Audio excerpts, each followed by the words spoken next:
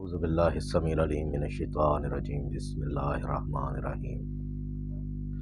درس قرآن میں ہم سورہ بقرہ کی 15 آیات مکمل کر چکے ہیں، تو آگے بڑھنے سے پہلے ایک ضروری گزارش ہے کہ کچھ دوستوں نے گلہ کیا کہ جی ان تک درس نہیں پہنچ رہا، تو آپ احباب سے گزارش ہے کہ یہ ایک تو چینل کو سبسکرائب کریں اور دوسرا بیل آئیکن جو ہے یعنی گھنٹی کا بٹن اس کو ضرور جو ہے نا وہ آل پر کلک کر دیں، اس طرح سے آپ کو دروس کی ساری ویڈیو پہنچتی رہیں گی۔ تو اب آگے ہم 16ویں آیت سے آغاز کرتے ہیں۔ اللہ تعالیٰ فرماتے ہیں اولئک الذین اشتروا الضلالۃ بالہدی فما ربحت تجارتہم وما کانوا مہتدین، کہ یہ منافقین کا ذکر ہے تو ان لوگوں کے بارے میں اب اللہ یہ فیصلہ دے رہے ہیں کہ انہوں نے ہدایت کے بدلے میں گمراہی خرید لی، یعنی گمراہی کا راستہ اختیار کیا۔ تو اس تجارت نے جو انہوں نے گمراہی خریدی ہدایت کے بدلے، نہ تو انہیں کوئی فائدہ دیا اور نہ ہی وہ ہدایت یافتہ ہوئے۔ مثلہم کمثل الذی استوقد النار، اور ان کی مثال ایسی ہے کہ جیسی کسی نے آگ جلائی، فلما اضاءت ما حولہ، پس جب روشن ہو گیا اس کا ارد گرد، ذہب اللہ بنورہم، تو وہ روشنی اللہ لے گیا، وترکہم فی ظلمات لا یبصرون، اور ان کو چھوڑ دیا اندھیرے میں کہ کچھ نہیں دیکھتے۔ یعنی دین حق سے جب آپ منہ موڑتے ہیں تو پھر یہ گمراہی کی ایسی تاریکی شروع ہو جاتی ہے کہ آپ کو کچھ نظر نہیں آتا۔ واضح ہدایت اگر چھوڑتے ہیں، قرآن اور اللہ کے رسول کا بتایا ہوا راستہ اگر چھوڑتے ہیں تو آپ ایسی ہی گمراہی میں بھٹکتے رہتے ہیں۔ پھر ان کی حالت سم بکم عمی فہم لا یرجعون، کہ بہرے ہیں، گونگے ہیں، اندھے ہیں اور سیدھی طرف لوٹ ہی نہیں سکتے، یعنی کہ ان کا عقل و فکر شعور جواب دے گیا۔ یہ ہے نتیجہ قرآن چھوڑ کر اور راہیں اختیار کرنے کا، شرک کی راہیں اور دیگر جو ہیں مذاہب کی کہہ لیں یا کتابوں کی راہیں۔ پھر اللہ کہتے ہیں او کصیب من السماء فیہ ظلمات ورعد وبرق، یا ان کی مثال ایسے ہے کہ بارش ہو آسمان سے اور جس میں اندھیرا ہو اور اس میں گرج ہو اور بجلی چمک رہی ہو، یجعلون اصابعہم فی آذانہم من الصواعق حذر الموت، تو وہ اپنی انگلیاں اپنے کانوں میں ٹھونس لیتے ہیں کڑک سے، موت کے ڈر سے، جو بجلی کی کڑک ہے اس کی وجہ سے، موت کے ڈر سے وہ اپنی انگلیاں اپنے کانوں میں ٹھونس لاتے ہیں۔ واللہ محیط بالکافرین، اور اللہ تعالیٰ تو کافروں کا احاطہ کیے ہوئے ہیں۔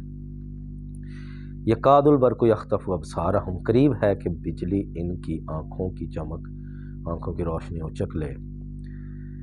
کلما اضاء لہم مشوا فیہ، کہ جب بھی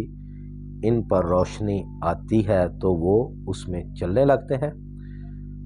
وَإِذَا أَظْلَمَ عَلَيْهِمْ قَامُوا، اور جب اندھیرا ہوتا ہے تو پھر کھڑے ہو جاتے ہیں۔ وَلَوْ شَاءَ اللَّهُ لَذَهَبَ بِسَمْعِهِمْ وَأَبْصَارِهِمْ،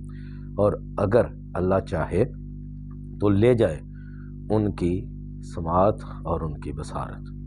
اندھا کر چھوڑے ان کو۔ ان اللہ علی کل شیء قدیر، بے شک اللہ تعالیٰ ہر شے پر قدرت رکھنے والا ہے۔ تو یہ کیوں نہیں اللہ اسی وقت کرتا ہے؟ اس لیے کہ اس نے ایک وقت مقرر کر رکھا ہے اور ہر فرد کو اس نے ایک مہلت کا وقفہ دیا ہوا ہے کہ وہ جو چاہے کر لے۔ اور اس میں دوسری چیز اللہ کی حکمت ہے کہ اللہ کو پتہ ہے بعض لوگوں نے آخری وقت میں بھی جو ہے سیدھا راستہ اختیار کر لینا ہے، تو اللہ تعالیٰ نے یہ جو مہلت کا وقفہ، اللہ کی بڑی نعمت ہے کہ کچھ عمر کے درمیان والے حصے میں، کچھ بالکل آخر پہ، تو وہ ہدایت پا لیتے ہیں۔ پھر اللہ کہتے ہیں یا ایھا الناس اعبدوا ربکم الذی خلقکم والذین من قبلکم लअल्लकुम तत्तकून। اے لوگو عبادت کرو اپنے رب کی جس نے تمہیں پیدا کیا اور تم سے پہلے لوگوں کو پیدا کیا تاکہ تم تقوی والے ہو جاؤ۔ الذی جعل لکم الارض فراشا، وہ ذات جس نے تمہارے لیے زمین کو بچھونا بنایا، والسماء بناء، اور آسمان کو چھت بنایا، وانزل من السماء ماء، اور آسمان سے پانی نازل کیا، فاخرج بہ من الثمرات رزقا لکم، اور اس پانی کے ذریعے سے پھر تمہارے لیے مختلف پھل رزق کے لیے پیدا کیے، فلا تجعلوا للہ اندادا، بس کسی کو اللہ کا ہمسر نہ بناؤ، وانتم تعلمون، حالانکہ تم جانتے ہو، یعنی تم جانتے ہو کہ یہ ساری چیزیں اللہ نے بنائی ہیں، لیکن پھر بھی تم اللہ کو چھوڑ کر دوسرے لوگوں کا نام لیتے ہو۔ اور ہمارے بھی معاشرے میں اب مطلب کہ بزرگان دین ان کو رب بنا لیا ہے، ان کے مزارات، دربار اور اپنی حاجتیں ان کے روبرو پیش کرتے ہیں، منتیں مانگی جاتی ہیں۔ تو یہ سارا غلط طریقہ ہے کہ جب کہ ہر شے کا خالق اللہ ہے، تو اس لیے اللہ منع کر رہا ہے کہ اس کے علاوہ کسی اور کا نام نہیں لینا، کسی اور کو ند سے انداد یعنی رب اس کے برابر کا نہیں بنانا۔ وَإِن كُنتُمْ فِي رَيْبٍ مِّمَّا نَزَّلْنَا عَلَىٰ عَبْدِنَا، اور اگر تمہیں کوئی شک ہے جو ہم نے نازل کیا اپنے بندے پر، فَأْتُوا بِسُورَةٍ مِّن مِّثْلِهِ، تو اس جیسی کوئی ایک صورت ہی لے آؤ، وَادْعُوا شُهَدَاءَكُم مِّن دُونِ اللَّهِ، اور اللہ سے علاوہ اپنے گواہ بھی لے آؤ، ان کنتم صادقین، اگر تم اپنے اس دعویٰ میں سچے ہو کہ یہ کتاب اس بندے نے خود سے لکھ دی ہے۔ تو یہ قرآن کا کھلا چیلنج ہے،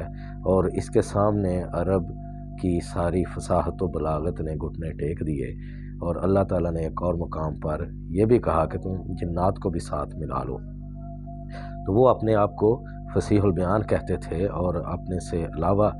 دیگر اقوام کو عجمی کہتے تھے، گونگا یعنی کہ۔ تو وہ اب شاعری ان کا اوڑھنا بچھونا تھی، تو جب انہوں نے یہ دیکھا قرآن تو انہوں نے ہاتھ کھڑے کر دیے کہ اس جیسا کلام ہم بالکل بھی نہیں لکھ سکتے۔ فَإِن لَّمْ تَفْعَلُوا، پھر اللہ کہتے ہیں اگر تم نہ کر سکو، وَلَن تَفْعَلُوا، اور ہرگز نہیں کر سکتے، فَاتَّقُوا النَّارَ الَّتِي وَقُودُهَا النَّاسُ وَالْحِجَارَةُ، پس اس آگ سے ڈرو کہ جس کا ایندھن انسان اور پتھر ہیں، اُعِدَّتْ لِلْکَافِرِینَ، کافروں کے لیے تیار کی گئی ہے۔ عام انسانی معاملے میں دیکھا جائے تو آگ جو ہے انسانوں کا خون بہنے سے پتھر اس کے اوپر ماریں تو وہ بجھتی ہے، لیکن اللہ تعالیٰ نے آخرت کی جو آگ ہے جہنم کی، اس کا ذکر اس طرح کیا کہ وہ اس سے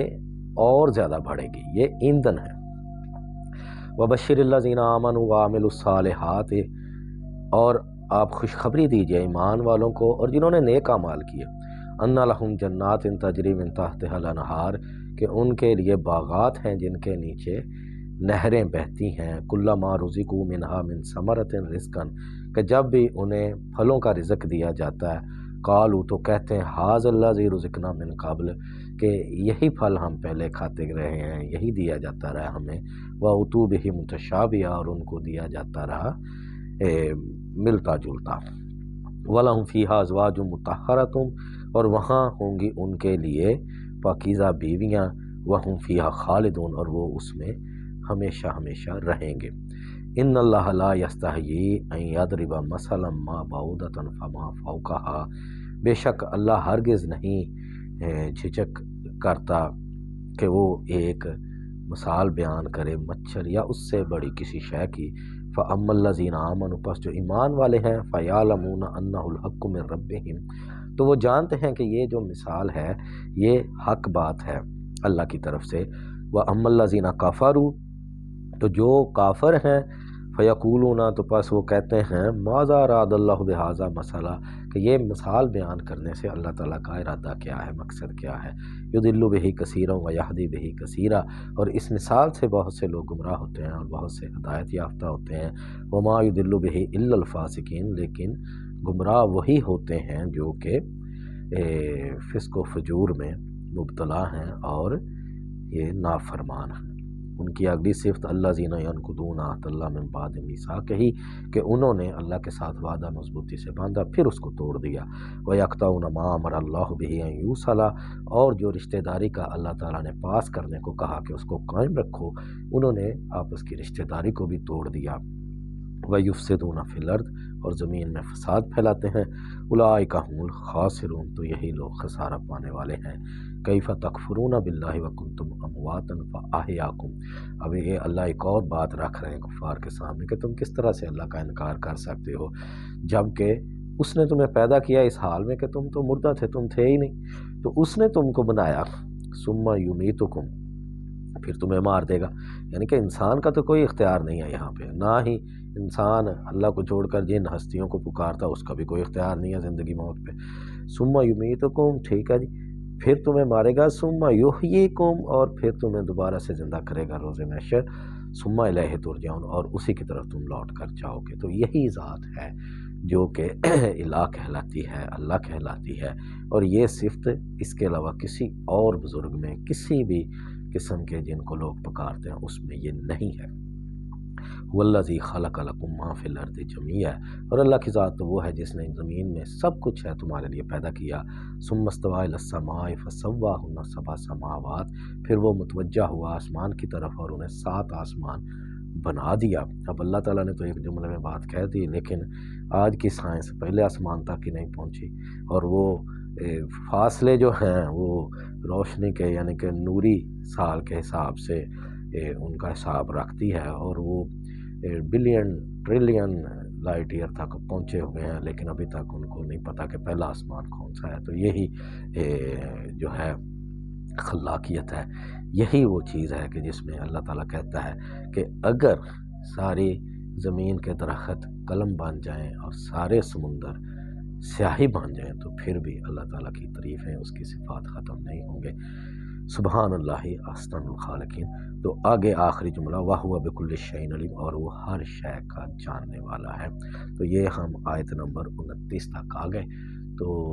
آگے انشاءاللہ جاری رہے گا۔ تو یہ قرآن بہت سی چیزوں کی وضاحت کرتا ہے، یہ ہدایت ہے، روشنی ہے، رحمت ہے، شفا ہے، یہ اللہ نے کہا ہے۔ تو اس کے ذریعے سے آپ نہ صرف دنیا کی زندگی کو بہتر بنا سکتے ہیں بلکہ اپنی آخرت بھی سنوار سکتے ہیں۔ اللہ سے دعا ہے کہ ہمیں قرآن پڑھنے کی، سمجھنے کی اور دوسروں تک پہنچانے کی ہمت توفیق عطا فرمائے۔ آمین۔